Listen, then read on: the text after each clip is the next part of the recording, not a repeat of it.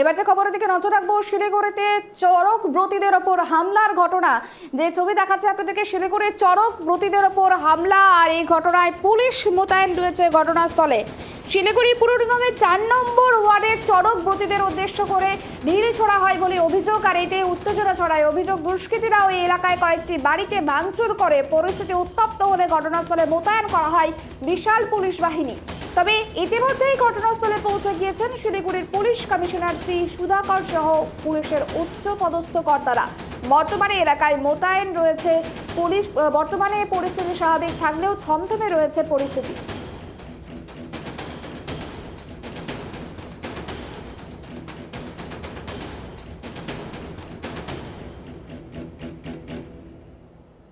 শিলিগুড়ি পুর নিগমের 4 নম্বর ওয়ার্ডের চড়ক ব্রতীদের উদ্দেশ্য করে ঢিল ছোড়া হয় বলে অভিযোগ। এতে এলাকায় উত্তেজনা ছড়িয়ে পড়ে। অভিযোগ, দুষ্কৃতীরা ওই এলাকায় বাড়িতে ভাঙচুর করে। এই বিষয়ে ঠিক কি ঘটেছে আরো বিস্তারিত জানবো। আমাদের সঙ্গে টেলিফোন লাইনে রয়েছে অংশুমান। অংশুমান, যে বিষয়টা জানতে চাইবো, শিলিগুড়িতে চড়ক ব্রতীদের ওপর হামলা, কি কারণে হামলা আর কে হামলা চালিয়েছে বলে জানা যাচ্ছে?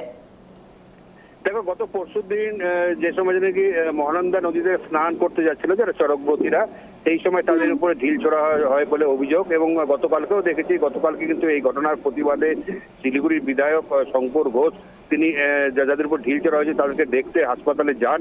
এবং বিকেলের দিকে কিন্তু বিজেপির পক্ষ থেকে কিন্তু শিলিগুড়ি থানার উপরে বিক্ষোভ করা হয়, যাতে স্বাভাবিকভাবেই যাতে এই ঘটনার যাতে অন্যদিকে মোড় না নেয়।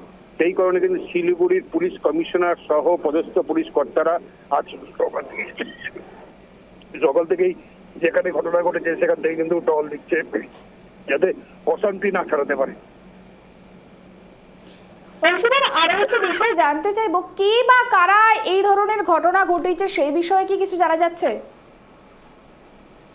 দেখো, যারা এই ধরনের ঘটনা ঘটিয়েছে তাদেরকে কিন্তু দুষ্কৃতী বলা চলে, কারণ যখন চড়ক পুজোর বতী হয়ে তারা যেন কি সন্ধ্যার সময় মহানন্দা নদীতে স্নান করে বাড়ি ফেরার তোড়জোড় করছিল, সেই সময় তাদের দিকে ঢিল ছোড়া হয়, তাদের দিকে আক্রমণ করা হয়। স্বাভাবিকভাবে এখানে হয়তো কেউ বা কারা ছুড়েছে, কিন্তু পুলিশের চোখে তারা কিন্তু প্রত্যেকেই দুষ্কৃতী। এবং বিজেপির পক্ষ থেকে কিন্তু দাবি করা হয়েছে যে যারা এই ঘটনায় অভিযুক্ত তাদেরকে যেন অবিলম্বে গ্রেপ্তার করে উপযুক্ত শাস্তি দেওয়া হয়। এবং এই ঘটনার প্রতিবাদে গতকালকে ভারতীয় জনতা পার্টির পক্ষ থেকে শিলিগুড়ি থানা বিক্ষোভ প্রদর্শন করা হয়।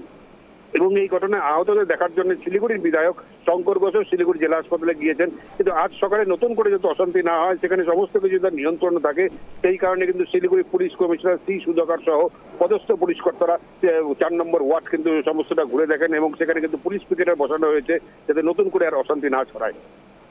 বেশ, অনেক ধন্যবাদ আমাদের সঙ্গে থাকার জন্য।